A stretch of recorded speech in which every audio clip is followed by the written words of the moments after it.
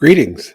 This is just a reminder that this coming Wednesday at 6 p.m., I'm going to have the chance to have a conversation with Meg Olmert. Meg has done extensive research on dogs and their impact on people. And whether you own a dog, like dogs, or want to learn more about the relationship with dogs, I think you'd be in for an exciting time. Next Wednesday, 6 p.m. at the Avalon, conversation with Meg Olmert. Be there.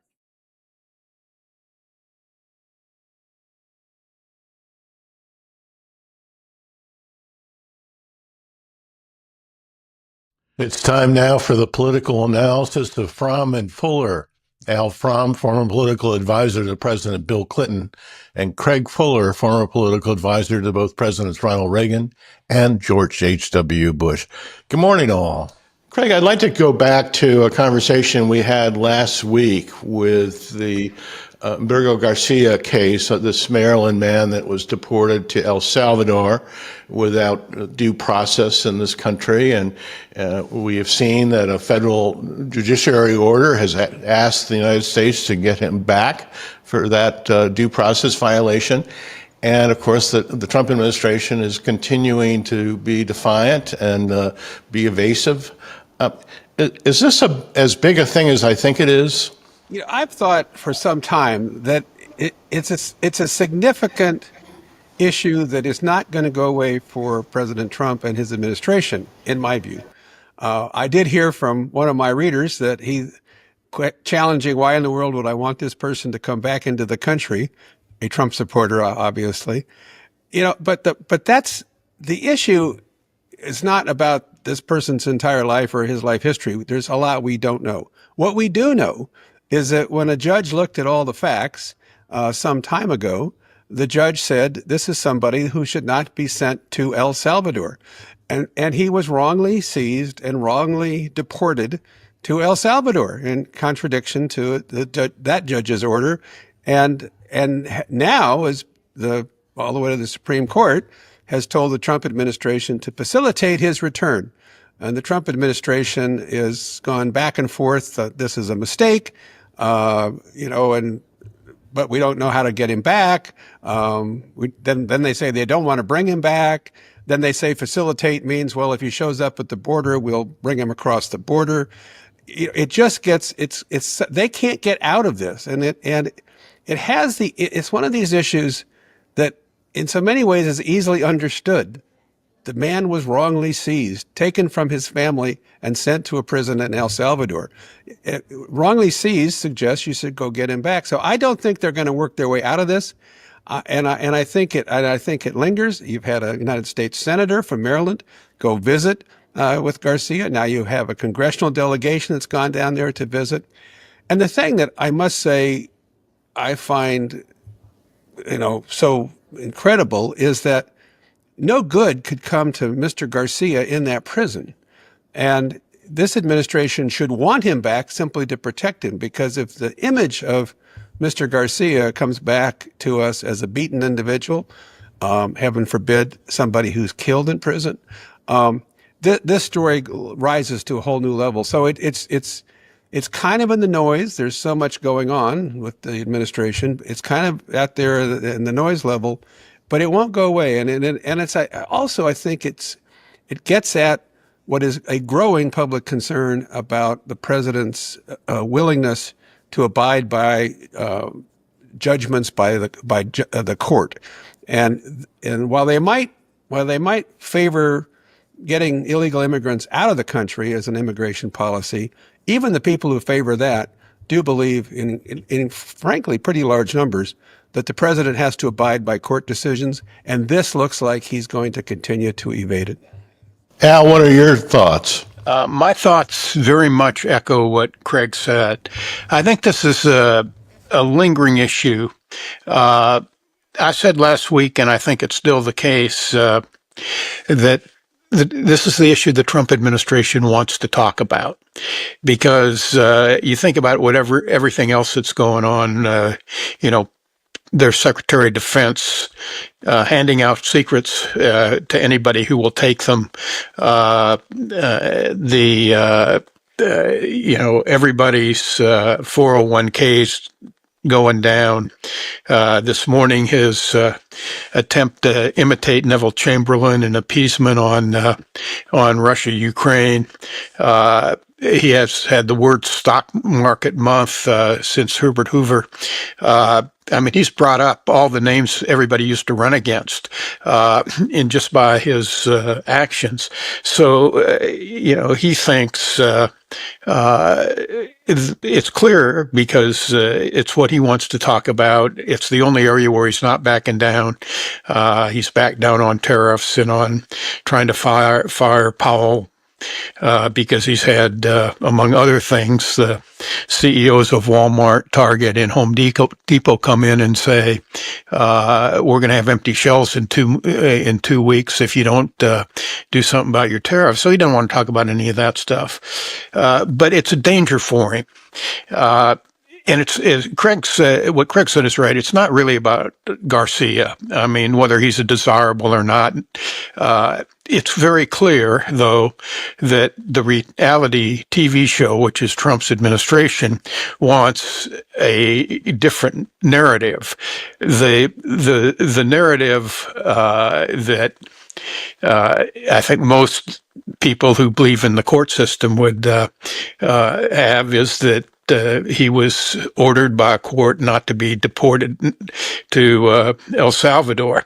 What Trump wants to do is make this a straight good evil deal. He's a bad guy. He should be gone.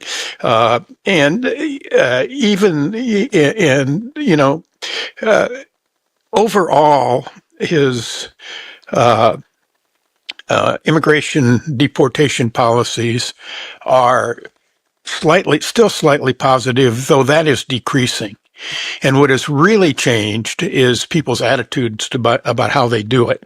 They're doing it because people don't like, the idea that you can just get picked up off the street and sent and claim to be a gang member because you're wearing a Chicago Bulls hat or have the wrong tattoo.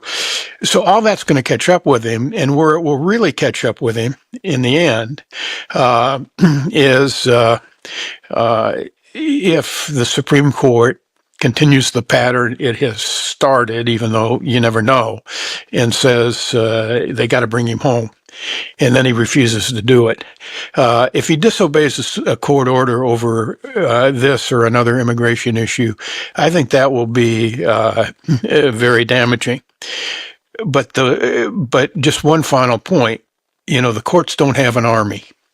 And if he decides that he's going to disobey the court, the question then is what happens? In the end, it's really up to the people who will have got to make it, the very voters who elected him, and some even who like his policies, to have to make it very clear to him that this is a country of laws and not of men. And if they do, I suspect he will back down. But otherwise, as long as he thinks is an issue that is better than any other for him, he will keep pushing, and he will keep this guy in El Salvador. Craig, I want to pivot a little bit and talk about some of the comments that Al made in his New York Times op-ed piece with some of his colleagues.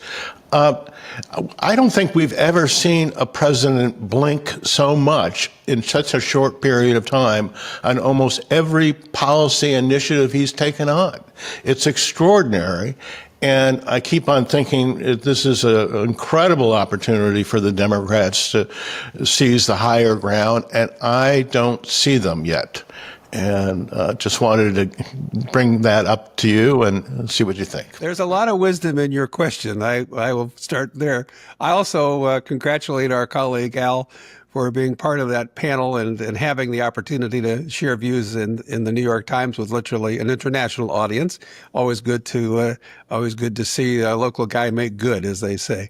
So I'll let Al describe some of the thinking from that discussion.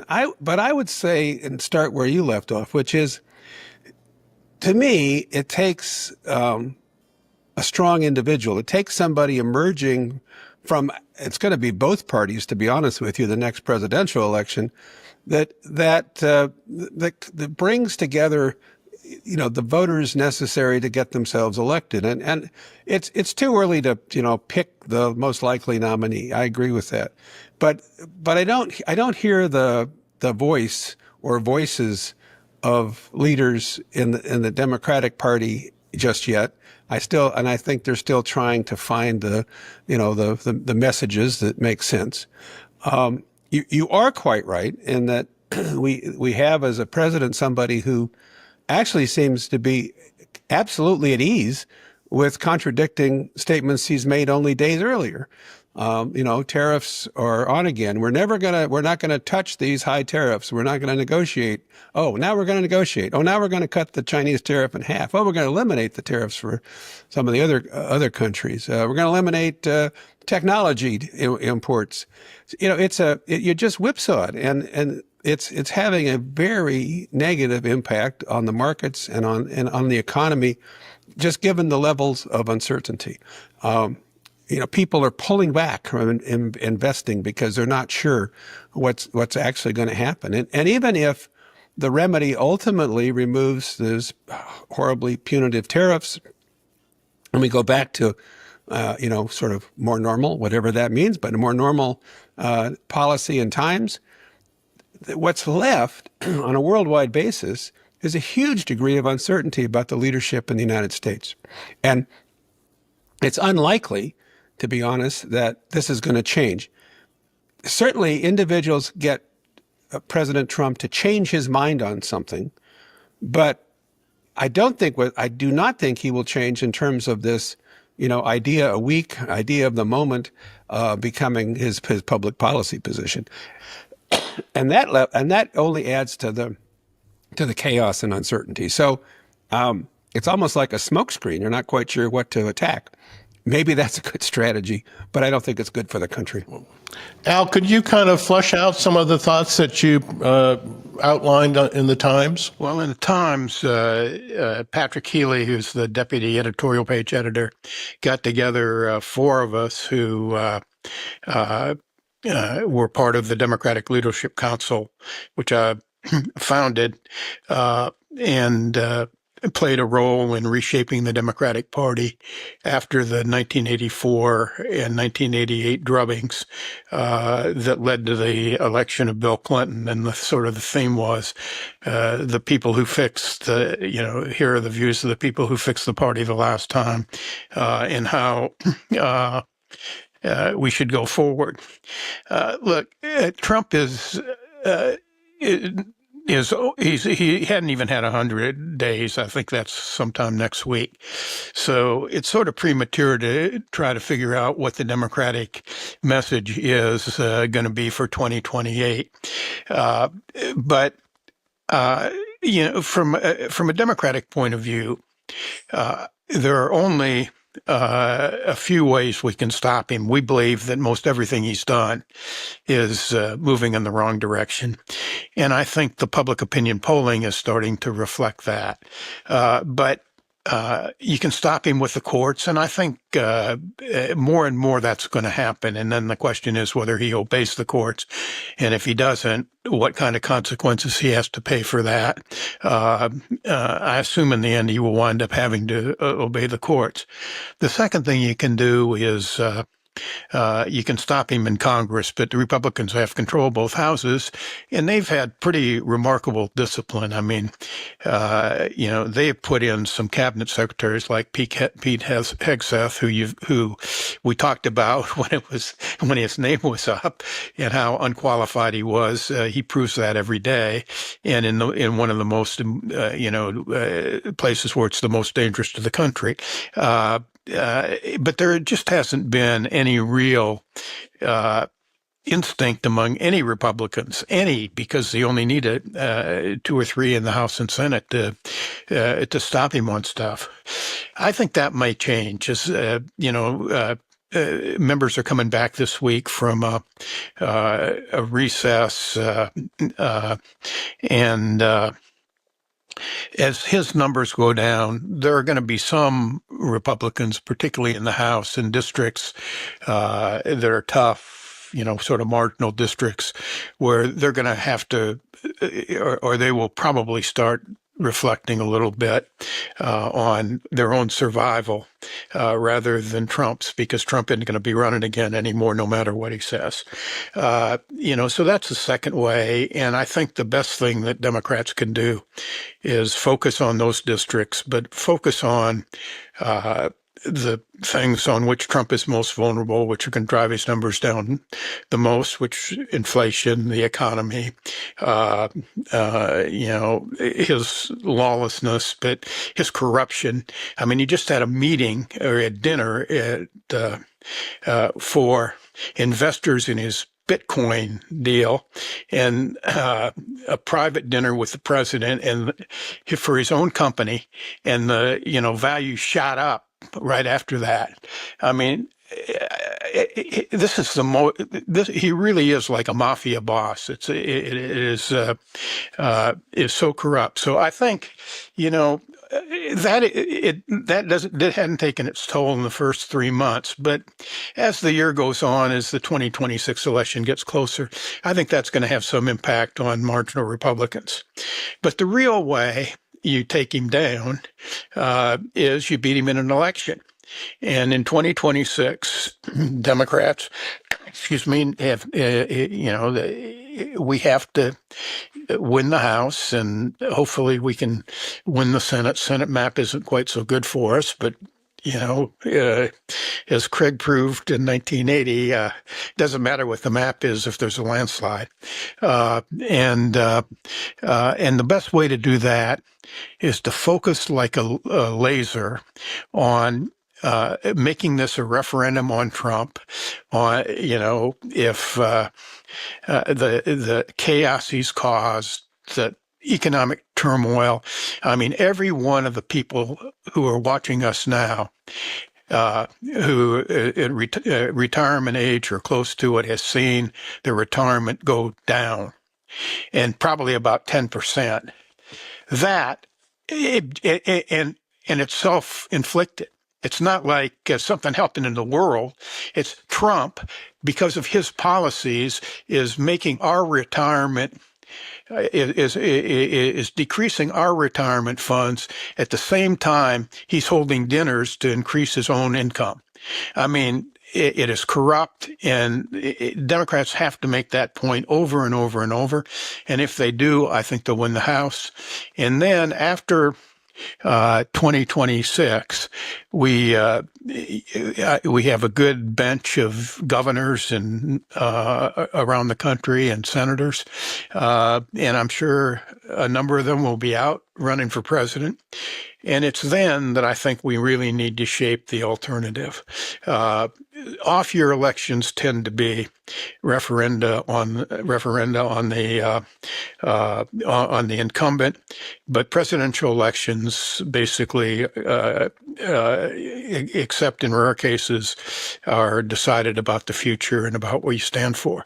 And I just want to remind people who, because a lot of people in my own party are impatient.